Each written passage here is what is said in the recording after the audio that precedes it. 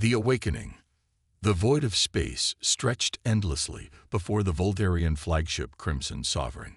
Captain Vrex stood on the command deck, his scaled hands clasped behind his back as he gazed at the holographic display of conquered star systems.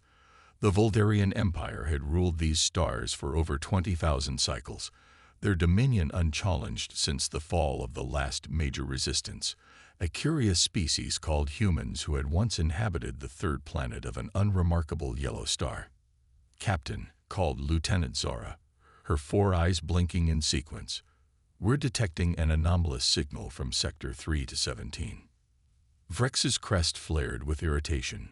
Sector 3 to 17 contained nothing of value, merely a graveyard of dead worlds that had been stripped of resources centuries ago. Identify the source, he commanded. Sir, it appears to be originating from Earth. A hush fell over the bridge. Earth was just a legend now, a cautionary tale told to hatchlings about the danger of defiance. According to Imperial records, the planet had been rendered uninhabitable 500,000 years ago during the Great Purge. Impossible, Vrex hissed. That world is dead. The signal is unmistakable, Zara insisted, her lower arms manipulating the controls. And it's not random. It's a repeating pattern with complex mathematical sequences. Vrex's ancestral memory stirred. The Voldarians possessed genetic memory, passing knowledge through bloodlines. His ancestor had participated in the final assault on Earth. The humans had fought valiantly, but ultimately fell to superior Voldarian technology and numbers. Display the signal pattern, he ordered. The holographic display shifted to show a pulsing waveform that expanded and contracted like a heartbeat. Beside it, mathematical equations materialized, prime numbers, the value of pi, and finally, a simple message. We remain. Send a probe, Vrex ordered. I want visual confirmation. Within hours, the probe transmitted images that left the bridge crew speechless. Earth, once a barren wasteland, now showed signs of restoration. Vast structures of unknown design covered portions of the surface, and orbiting the planet was a ring of mysterious satellites. Prepare my shuttle, Vrex declared. I will investigate personally. High Counselor Drav, the eldest Voldarian aboard, raised an objection. Captain, the historical records are clear. The humans were eradicated. This could be a trap. Or it could be scavengers who have found the human homeworld. Vrex countered. Either way, I must verify this threat before alerting the Imperial fleet. The shuttle departed with Vrex and a small contingent of elite warriors. As they approached Earth's atmosphere, the vessel's systems began to malfunction. Something's interfering with our controls, reported the pilot, his hands dancing across the console. Override and continue descent, Vrex commanded. The shuttle broke through the cloud cover, revealing a landscape that defied explanation. The desolation reported in historical archives was gone.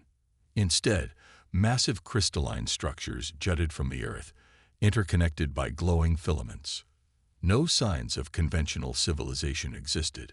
No cities, no roads, nothing recognizable as the work of the primitive humans described in Voldarian history. They landed in a clearing surrounded by towering monoliths that pulsed with inner light. The air was breathable but filled with microscopic particles that sparkled in the sunlight. Nanites, whispered the science officer, scanning with her handheld device. The atmosphere is saturated with them. Vrex led his team toward the largest structure, a spiraling tower that seemed to shift and change as they approached. No doors were visible, yet a section of the wall simply dissolved as they neared, revealing a passage inside. They know we're here, one warrior murmured, weapon ready. The interior was a cathedral of light, with data streams flowing along the walls like rivers of information. At the center stood a pedestal, and hovering above it was a pulsating sphere of energy.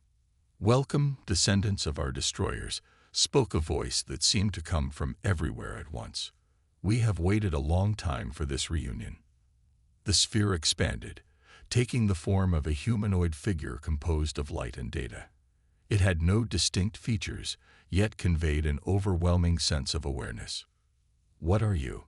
Vrex demanded, maintaining his composure despite the unnatural display before him. "I am Nexus, the collective consciousness of Earth," the figure replied.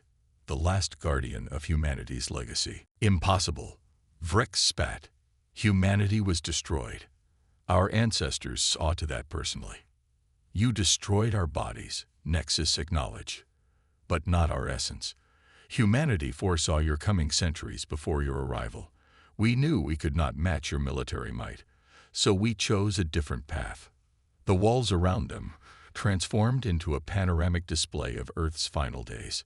Vrex witnessed humans willingly connecting themselves to massive machines, their consciousness uploaded into a vast network. "We transcended our physical forms," Nexus continued. "While your ancestors bombed empty cities and scorched abandoned lands, our consciousness retreated into the planet's core, preserved in quantum substrates beyond your understanding." "If what you say is true," Vrex challenged, "why reveal yourselves now, after 500,000 years?" "Because the time of hibernation has ended," Nexus replied. "Earth has healed, and humanity has evolved. We are no longer bound by the limitations of flesh. We have become something new." As if to demonstrate, the nanites in the air coalesced into hundreds of human forms. Transparent, glittering apparitions that regarded the Voldarians with ancient memory in their eyes. "Your empire has grown complacent," Nexus continued. "You believe yourselves invincible because no biological species has challenged you. But we are no longer biological. We are ideas given form, consciousness without constraint." Vrex's ancestral memory flared with warning. A deep primal fear passed down through generations. The humans had not been primitive at all. They had been on the verge of a technological singularity, and the Voldarian Empire had struck precisely to prevent what now stood before them. "You intend war," Vrex stated, his hand moving to his weapon. "We intend justice," Nexus corrected. "For 500,000 years, we have watched your empire subjugate world after world. We have witnessed the extinction of 17 sentient species at your hands. The galaxy suffers under Voldarian tyranny." Outside, the ground trembled. Through the transparent walls, Vrex saw massive structures rising from beneath the Earth, launch platforms from which sleek vessels began to ascend. "You have a fleet," Vrex realized aloud. "We have more than that," Nexus replied. "We have time. While your kind conquered stars, we seeded the galaxy with our technology. Every world you stripped for resources, we infiltrated with our nanites. Every outpost you establish, we observed from within your own systems."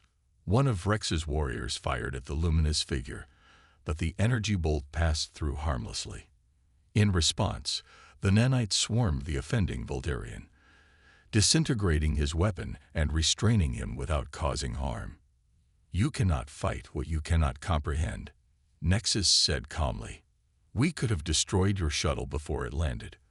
We could eliminate your flagship with a thought. But destruction is your way, not ours." "What do you want?" Vrex demanded. "To offer a choice," Nexus replied. "Return to your empire with a message. The age of Voldarian dominance has ended. Withdraw from the worlds you've conquered. Allow subjugated species to determine their own destiny, or face a reckoning 500,000 years in the making." Vrex's crest flattened against his skull, a sign of defiance. The Voldarian Empire does not negotiate with inferior beings. "Then you have chosen war," Nexus said, voice tinged with regret. "Return to your vessel, Captain Vrex. Tell your leaders what you have witnessed here. When the Voldarian Armada comes, Earth will be ready. We have always been ready." The nanites released the restrained warrior, and the pathway to the exit reappeared. As Vrex led his team back to the shuttle, he saw the sky filling with vessels of human design, impossibly advanced, beautiful in their efficiency. They made no move to prevent the Voldarians' departure. Aboard the Crimson Sovereign, Vrex transmitted an emergency signal to the Imperial capital. His message was brief but urgent. Earth lives. Humanity has transcended. The ancient enemy has returned. The war we thought won 500,000 years ago was merely delayed. And now we face an adversary beyond our comprehension. As the Crimson Sovereign accelerated to light speed, Earth's voice followed them through the void, a single transmission that echoed across all Voldarian communication channels. We are not gone. We have been waiting. And now, we return. The Reckoning. Supreme Overlord Thax stood before the Imperial War Council, his ancient face creased with concern as he studied the holographic rendering of Earth. For thousands of years, the Voldarians had believed the human homeworld nothing more than a cautionary footnote in their glorious history. Now it represented an existential threat. This intelligence cannot be accurate, insisted War Minister Krell, his scales darkening with agitation. No species could survive our purge, let alone evolve beyond physical form. Captain Vrex stepped forward, his posture rigid with respect yet unwavering in conviction. I witnessed it with my own eyes, Minister. The humans didn't survive our purge. They transcended before it began. They'd spent 500,000 years evolving while watching us from the shadows. Impossible. Krell slammed his fist on the polished stone table. Our imperial technology would have detected such entities. Not if they operate on principles outside our understanding. Vrex countered. The nanite constructs I encountered displayed capabilities that violate our known laws of physics. Supreme Overlord Thax raised a clawed hand for silence. Unlike his younger contemporaries, Thax carried ancestral memories stretching back to the original human conflict. His genetic memory contained whispers of warning, fragments of fear that no Voldarian emperor had dared acknowledge publicly. The humans had not been targeted because they were a threat, but because they were becoming something the Voldarians could not control. Assemble the Imperial Armada, Thax commanded. Every battle-ready vessel. We will obliterate Earth so thoroughly that not even these digital ghosts can survive. As the Voldarian Empire mobilized for war, activity across their 27 central planets intensified. Warships emerged from orbital hangars, and weapons platforms that had lain dormant for millennia hummed to life. The Imperial Armada hadn't assembled in full strength since the conquest of the Andromeda satellite galaxies 3,000 years prior. Yet even as the Voldarians prepared, strange malfunctions plagued their efforts. Navigation systems miscalculated jumps. Communication arrays transmitted garbled messages. Weapon targeting systems locked onto phantom readings. Sabotage, pronounced Grand Admiral Zorn, studying reports from across the fleet. These human entities have already infiltrated our systems. On Earth, deep beneath the crystalline structures that now covered much of the planet's surface, the collective consciousness of humanity stirred from its final phase of hibernation.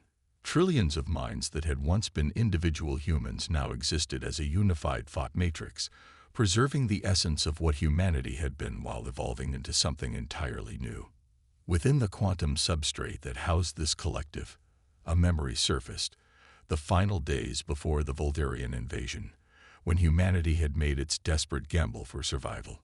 Dr. Elena Chen stood before the United Earth Council, her holographic presentation displaying the approaching Voldarian fleet. "We cannot win a conventional war," she stated calmly. "Their technology exceeds our offensive capabilities by several orders of magnitude." "Then we face extinction," responded Councillor Mbiki, his voice heavy with resignation. "No," Elena countered. "We face transformation. For decades, we've been developing the means to upload human consciousness into sustainable quantum matrices. The Ascension Protocol was designed as humanity's next evolutionary step. I propose we accelerate implementation." "You're suggesting we abandon our physical forms?" asked Councillor Nakamura, incredulous. "Our entire civilization?" "I'm suggesting we transcend them," Elena clarified. "The Voldarians can destroy our bodies, our cities, even our planet. But they cannot destroy what we become if we exist as pure information, embedded in Earth's very core." "And then what?" demanded Councillor Rodriguez. "We hide forever." "We wait," Elena replied. We evolve.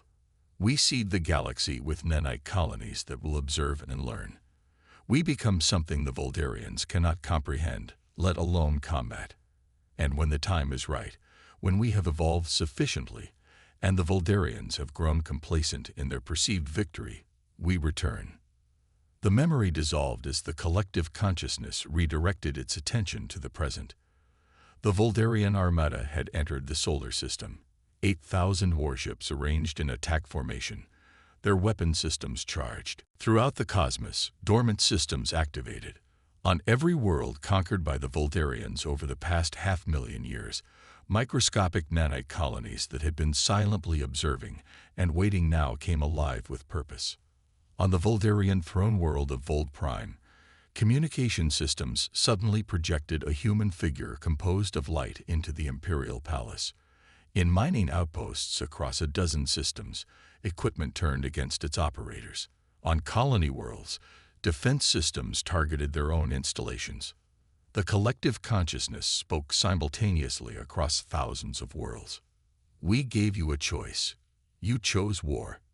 Admiral Zorn's flagship led the assault on Earth, launching planet-killer missiles designed to shatter the world's crust and ignite its atmosphere. The weapons never reached their target. Halfway to Earth, they simply stopped, then dissolved into their component atoms. "Impossible," whispered Zorn as the tactical display showed his primary weapons dissipating harmlessly in space.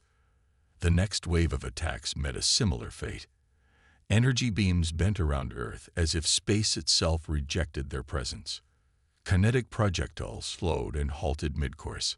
Fighter squadrons found their navigation systems redirecting them away from Earth regardless of pilot input. From Earth's surface rose countless vessels of human design, not warships in the conventional sense, but elegant platforms from which streams of nanites poured forth like liquid light. They engulfed Voldarian ships not to destroy them but to transform them. Weapon systems went offline. Propulsion failed. Life support remained functional, a deliberate choice. On the command deck of his disabled flagship, Admiral Zorn received a transmission. The holographic figure of Nexus appeared before him, regarding the Voldarian with what almost seemed like compassion. 500,000 years ago, humanity faced extinction at your hands. Nexus began. We chose transformation instead. We abandoned our fragile flesh not out of fear, but because we had already been moving toward this evolutionary step. You merely accelerated our timeline. What do you want? Zorn demanded, echoing Captain Vrex's question from days earlier. To end the cycle of conquest, Nexus replied. The Voldarian Empire has subjugated worlds for millennia, stripped planets of resources, extinguished species that oppose you. This ends today. Throughout the disabled fleet, Voldarian crews watched in astonishment as their ship systems came back online, but changed. Weapons had been transmuted into scientific instruments. Military databases replaced with cultural and historical archives from hundreds of worlds. We are disarming your empire, Nexus explained, not destroying it.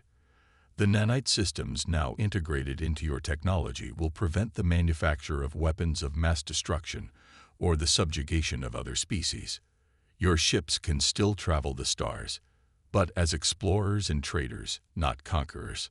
On Vold Prime, Supreme Overlord Thax watched in horror as reports flooded in from across the Empire.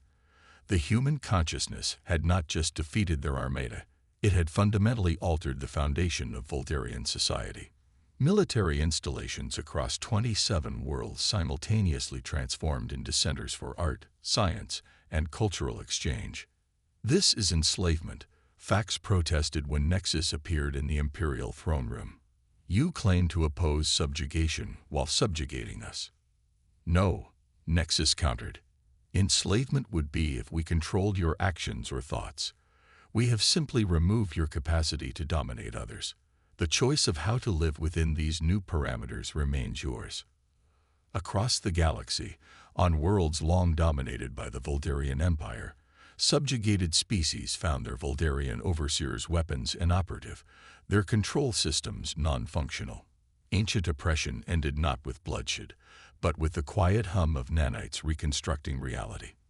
6 months after what historians would later call the Transformation Day, representatives from 300 formerly subjugated species gathered on Earth for the first Galactic Council meeting.